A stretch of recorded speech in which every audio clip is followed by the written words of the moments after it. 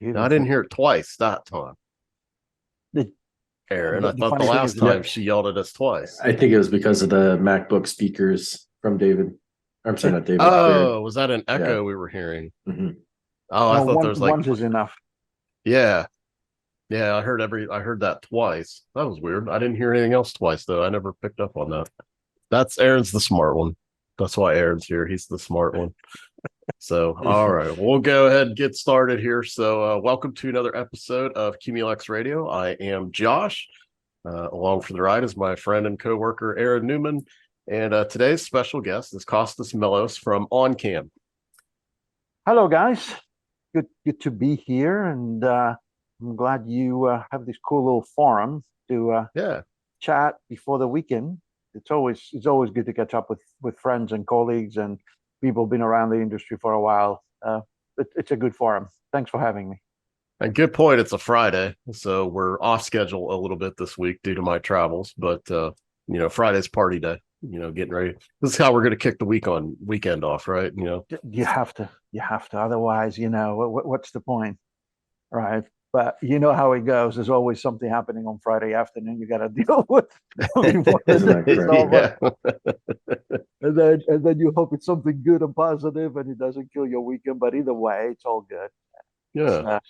Well, just a little bit of housekeeping just as we get started for anyone out there that maybe does not already know you. I can't imagine if there is anybody, but what is your role? Like, what do you do at Oncam? So I'm the VP of Sales for the Americas. I've been with Oncam getting to about a couple of years now. I've been around the industry a few months or so. This is strangely enough, I was thinking about this the other day. This has been my career in many respects. I never really knew it was such a thing, security industry. But it's been a phenomenal ride, technology people wise, and getting to spend a lot of getting to help people get safer in many ways. And we all say that, but it's true. One way or the other, we all help keep people safe. Maybe not immediately, but in their lives, in their businesses, and all the other things that happen with all the craziness that's going on in the world. So that's a little bit about me. No, that's a great point too. I mean, I have 3 kids in school, and I always think about them. When we're coming up with how we want to tackle problems and what we want to add to the product. I mean, we talk about school safety. I mean, I think about my own kids, and it is nice to do something for a living where we're hopefully helping to keep people safer and build technologies that kind of try to stay ahead of the problems and eliminate some of those problems. So that's a good point. Started off with deep thoughts, so now we got to go to fun, right? So we gotta get so fun. So we spun the topic wheel, and we thought that we would start this week with just how it kind of benefits customers when manufacturers like ourselves work together. So obviously we're Qumulex, we're cloud video and access control. Oncam makes some really awesome cameras. I've actually got one here on my desk. I should have brought it out for the pod, but you've got now that opening on the box so that you can plug in all the cameras, turn them on, set them up, and label them, and you never have to take them out of the box. Yeah. As a resident, I can never get a camera back in the box the way it came. No matter how foolproof anybody tries to make it, I can never get them back in. It's the mystery of repacking anything you just unpack. But that was a very thoughtful package design. I was very impressed with that. So, I mean, the cameras are great quality, but obviously a lot of thought goes into what benefits the customer. So it's always cool to see that. But enough of my sidetracking there. I mean, so what are some thoughts you have, Kostas, about how collaborations such as ours can benefit customers? So and I was thinking about this the other day. Like I said, I've been around a little bit, and you guys have been around as well in the business and in previous businesses. And there's an interesting thing that happens in the industry. You have sort of the security industry is an ecosystem. And we are the ecosystem, right? All of us. And one way or the other, most of us are going to be here somewhere else. We've been somewhere else. So everywhere we go, there is a technology or an expertise that we have. And when you think about any security system, right, no matter what it is, there's more than one set of technologies that is used. And Mhm. especially today, especially the stuff that we do, which is, mid-level commercial enterprise kind of environments, you're going to need, you're going to have the video technology, you're going to have your cloud technology, you need storage, you need transmission, you're going to need access, you're going to need servers, you're going to need a whole bunch of things to make the system work. And as we're moving more into this completely open environment and using a lot of the standards, sort of, not one manufacturer makes all these things. And not only that, but in general, what you have is, you can't solve the problem with just one technology. You got to have more. And how do you do that? How do you really go about saying, you know what, I'm going to use Qumulex and I'm going to use Oncam or I'm going to use something else? And for us, I think it all starts at the human level, right? I mean, if it all has to do with how do we all get together? Do we sort of, as humans, do we think we can solve a problem? Then we can use the technology to do it. And I think that's kind of what this industry is all about. Is all about relationships. Yeah. And ultimately, what those relationships do is to help the channel, because the channel many times has the ability to find and see solutions that work together seamlessly. Not only ours, but others. I mean, a lot of people do this. You have to do this. But more importantly, when you talk about an end user that can get completely overwhelmed about all the things that they need to install and procure and program. Yeah. And so it kind of, it's definitely, technology is the most important thing. This is what we do. But, without the human touch, without our ability to connect as humans to say, hey, we know each other, we worked before, why don't we work again? Without that, the technology is going to be on its own, right? So, and you really have the very formal partnerships that you see in the news and you see on the magazines, the very, very formal with integrators and manufacturers. That's perfect and that's awesome. We all do that. And those move and help. But there's the other relationship, is the other sort of work that we all do day in and day out, and the connections that we have with the channel and with the people, and they go beyond the frontline people, that go with engineering. I know for a fact our engineers have talked to yours and others, and vice versa. There's that relationship that exists, and it's just not only the technology, right? It goes beyond that. No, I like that. That's pretty well said. Another thing that I would add is that if you look at industries where there is not a lot of collaboration, typically what you'll see is one or a handful of like titans. They kind of own the market, they're everything, and they kind of get there through innovation. But it seems like when you see an industry where you have just a handful of titans, it kind of feels like that innovation sort of stops. Yeah. So one thing that I like when you see this collaboration between the different OEMs, different manufacturers in our industry, kind of speaks to the fact of how many there are. I mean, we do have a wide number in all the different classifications. And to me, what I see with that is I see a lot of innovation. So I think, I think competition is a great thing. And I think that, we have a lot of competing ideas, different ways of getting around the tree, so to speak, to solve problems. I think we all are able to innovate. We all kind of inspire each other, whether it's via, a business level of, we want to compete, and we want to keep up with what they have. But, in a lot of cases, just seeing that somebody's done something in a really great way. And I think we all affect each other that way. I think anytime you have that kind of competition and it leads to collaboration, because, everybody has different innovations and you can bring those together to solve problems. And to me, I think, customers benefit greatly when that is the case. So I think that's one of the really special things about our industry, on top of the fact that we all get to know each other over the years and we build these great relationships. I think, having those great relationships, and then as we all kind of move around in different phases of our career, we're a part of different types of innovation. We have those relationships, we can kind of come together and help tackle problems and provide solutions that maybe customers had no idea how they might solve it. So that's kind of my take on it. Aaron, what do you think? Yeah, no, that was an interesting perspective. I kind of got lost in thought there because I was thinking, real world examples of, those titans that where there's what no he's really collaboration. saying is he was bored with my speech and fell asleep. No. It's fine. No, I genuinely thought about it. So I was thinking, I was like, hey, is that like the whole Tesla, General Motors? And then I was like, whoa, a while back, Ford and General Motors, they were swapping parts so you could open up the engine. And, same with like VW and Porsche and Audis, they all have interchangeable parts, or you'll see their logos on these different parts and pieces.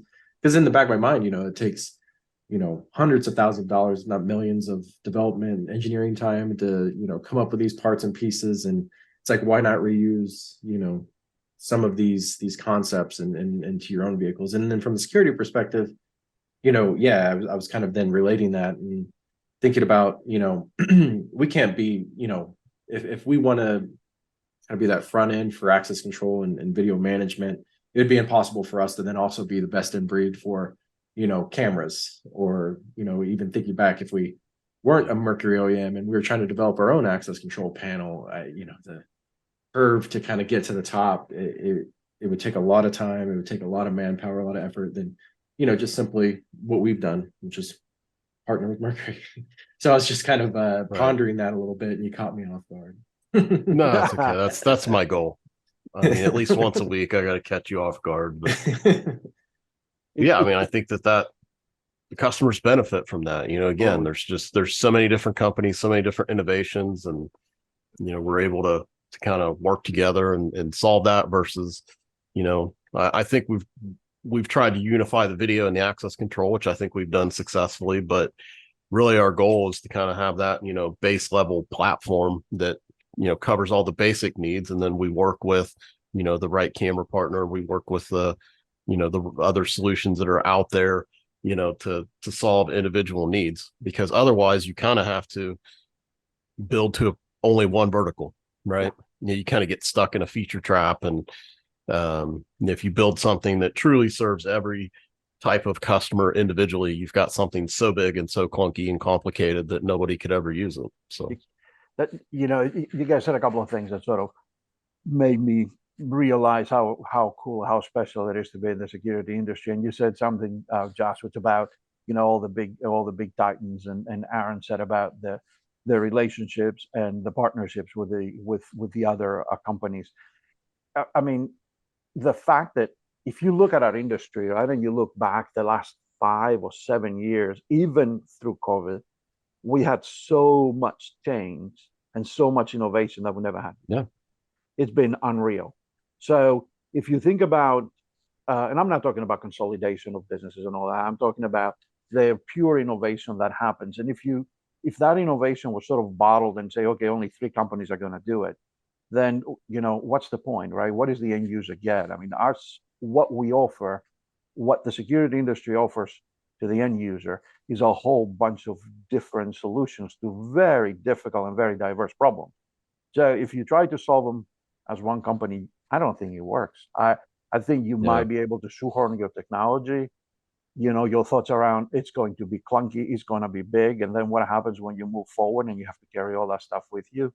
So partnerships and knowing people, like connecting people with others. I mean, that's unbelievable to me, and it's been a big part of my career. It's been a big part of who I am. To be able to say, oh, I don't really know how to do this, but I know who knows whom to help me solve this problem with this customer. And for us, being a peripheral, being a very niche camera manufacturer, we need those relationships, right? We need to be able to have those relationships. But for you guys and the VMS providers, I can see where it says, well, there's 1,000 cameras out there, and what makes the difference? Why do we have to have this relationship? And it goes back to the human factor. We get along, we work before, we know what needs to be done, and that's what really makes the difference in this industry. I think the companies that grow and they really solve problems are the ones that work together very well. And they don't, they could be completely diverse. They could be the VMS access control. It doesn't matter. At some point you all have to work together. And how you do that is by having the relationships, by knowing who to call at Qumulex, by knowing who to call at somebody else to say, this is what we're doing, this is how we're going to do it. It moves the proverbial needle further, and it really offers the customers the solutions that otherwise might not have been the best ones. I could tell you agree what, more, you know, yeah. yeah, and I was going to say, I mean, you mentioned COVID, right? So I don't want to get into the accuracy, and I think if it were a need for longer, I think probably those things would have been improved. But I'm still very impressed that society came up with a new problem, which is, we were concerned about somebody that had a fever being in public, and that wasn't really something that people thought about before. No.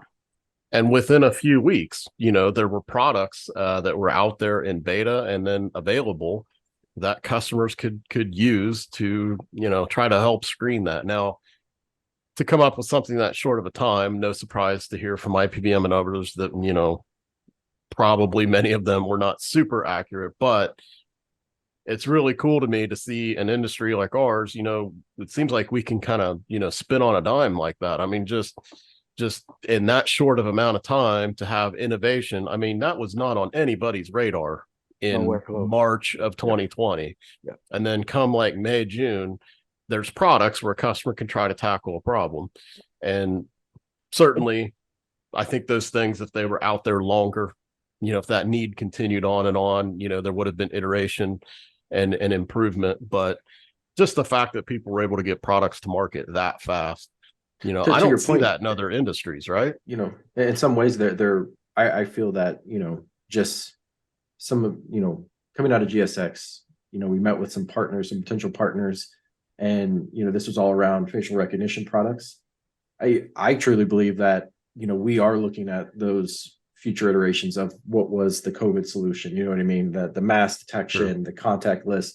I feel like those products are so good today because of, that kind of totally forward thinking, of course. Yeah, I totally agree with you, Aaron. I think there was a fair amount of that technology, a lot of the touchless technology that came about, right? Not only the facial recognition stuff in video and the temperature and all that, but also a lot of the stuff that happened in the access control business, touchless, no, phone in the pocket, don't touch anything, don't, Exactly.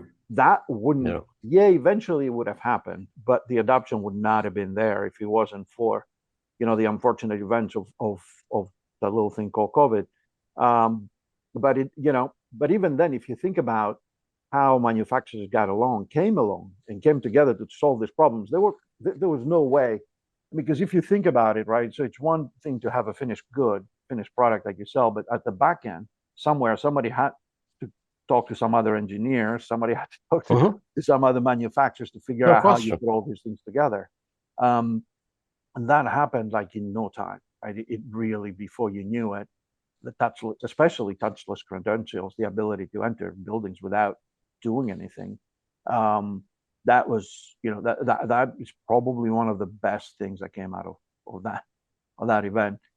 The facial recognition stuff, that was going to happen. That had its own history in the marketplace. Some of it good, some of it not so good. And there's things around it, and there's also a fair amount of at some point, I believe, a fair amount of laws that need to go around governing what happens with that data. But that's be significantly above my pay grade. But a lot of the stuff, a lot of those technologies came from that, and that's very significant. Like you said, the industry moved on a dime. I mean, it moved within weeks. You had things that normally they weren't fully baked, but otherwise it would have taken a lot longer. Yeah, I mean, just to get a product to market that fast. Yeah, I mean, that's just incredible. And there were several examples of it. I mean, we were actually not commercially available yet. So for better or worse, I mean, that wasn't something that we participated in. But I mean, I can only imagine as a product manager, all that would need to happen, from the first conversation about, okay, how are we going to actually do this? And then it's actually out there with spec sheets and availability and a channel and some instructions. I mean, somebody's got to type those up, right? I mean, to do all that in a matter of weeks. I'm just very impressed. That's one of the things I like about our industry. You talked about the relationships and how companies work together. And there's all these things on the back end where, maybe the different boards and modules and components come together in that supply chain at a time where the supply chain was actually kind of wrecked. And to do all of that, I mean, it shows how our industry can kind of respond on a moment's notice. So for those of you out there that like to, I guess, insult our industry and say that we're always behind the times and slow to adopt, and I think that's being very picky and choosy on particular subjects. I think on the whole, I mean, when you see big problems occur, where we have technology that could help, I mean, I think you see our industry step up in a way and in a rate of speed that I don't think other industries really do. But look, if you have unlimited monies, you can do unlimited things. And the reality is, that we don't. Most of the innovation in our industry and the best innovation happens by small companies that don't have unlimited monies. They're all bound by, we need to build something to sell it. And with that, sometimes comes the criticism that they build the wrong thing, and that's okay. That happens everywhere. That just I mean, I can look back of all the stupid things that I bought that I never needed, that somebody made and made money out of me. So, but the reality is, you really need to, you need to advance. And I really appreciate you saying about the criticism, because no industry is perfect. No place in the world where you're going to work is going to be more innovative than others.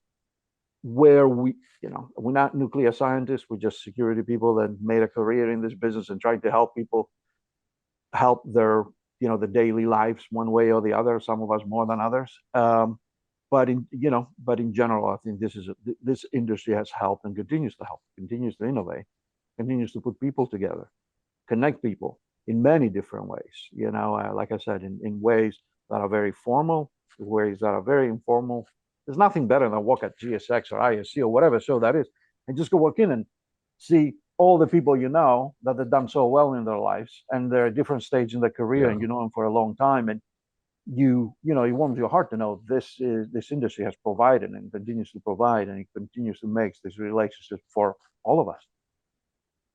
I think that's phenomenal, and I don't think you find that in many other places. I agree, and I think that is the best possible way to end a podcast right there. I think to summarize, Kostas said that if you're in the security industry, you're great. Everybody else, what's wrong with you? Is that what you did? I get that right? You get that right. No, I think it's a great industry full of great people, a lot of great innovation. It's a lot of fun, but also, again, just provides a lot of good for society. I mean, we solve a lot of problems that hopefully can help save a lot of lives and keep a lot of people safe. And I'm pretty excited to keep going. So hopefully we all have many moons ahead of us and get to do this a long, long time. Kostas, you didn't get to be our first guest as initially expected. So, you weren't the first, but this was great. Glad to have you on. Hope we have you on again at some point. And I think we'll call it a show. Thanks for the time, guys. Hope you all have a great weekend. Keep it up. This is awesome. And for anybody that's listening, say, come and spend some time with Josh and Aaron. It's good. It's a cool thing. Spend half your hour and it will be awesome.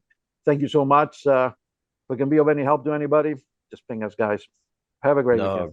Great. And cheers. Have a great weekend too.